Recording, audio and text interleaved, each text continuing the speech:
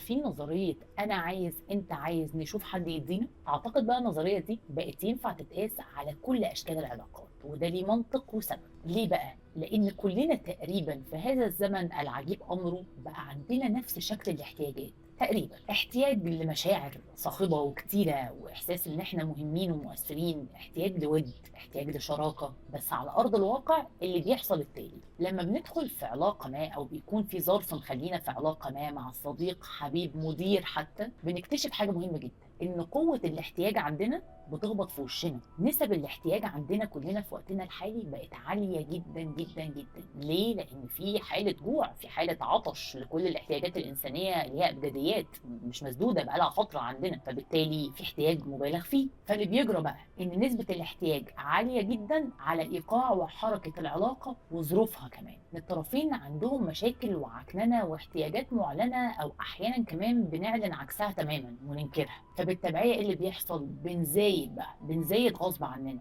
انت ما قلتش، انت ما قلتيش، انت ما اتكلمتيش، انت ما اتكلمتش، ما انت ما بتقولش، ما انت ما بتقوليش، ما انت ما بتطلبش، ما انت ما طلبتيش. كل واحد منتظر التاني يسبق، منتظر التاني يصالح، منتظر التاني يدي كتير قوي، وبعد كده انا هشوف هتست. اصل انا برضه جاي من خناقه كبيره، جاي من مشاكل وصراعات ودنيا، ومليون مره اتزحلقت في الموزه. اللي بيجرى ان التاني ده اللي انت مستنيه هو كمان محتاج، فبالتالي بنتخبط في حته احنا الاتنين مش عارفين نعمل ايه. خلاص كده، عارفين ميمو كده لما نزلوا في الاكياس الميه؟ احنا بنبقى عاملين كده بالظبط. ايه بقى الحل؟ الحل في نظريه واضحه وصريحه، وهي هتحل اللغز بتاع نظريه انا عايز انت عايز نشوف حد يدينا، الا وهي نظريه الطفو. ان احنا الاثنين لازم ناخد كده دين معلن وضمني ان احنا بنطفو. احنا الاثنين جايين من مجتمع ظروفه صعبه، ضغوطاته كتير جدا. يبقى الحل ان احنا نطفو، مش عايزين نغرق ببعض، عايزين احنا الاثنين نضبش كده على الميه عشان نعرف نوصل. على فكره نضبش وان احنا نلاقي مساحه للنفس كده، ده في كل اشكال العلاقات الانسانيه، ده حتى الاهالي مع عيالها والمديرين مع الموظفين، كل الناس انها توجد مساحه الطفو. وان احنا عايزين بس ايه؟ نبقى بنوصل مع بعض لبر امان. مش عايزين ان احنا نبقى سباحين، يا ريت نكون لو في امكانيه. مش عايزين اننا نوصل لارقام قياسيه، ولكننا عايزين نطفو. الطفو هو الحل في هذا الزمن.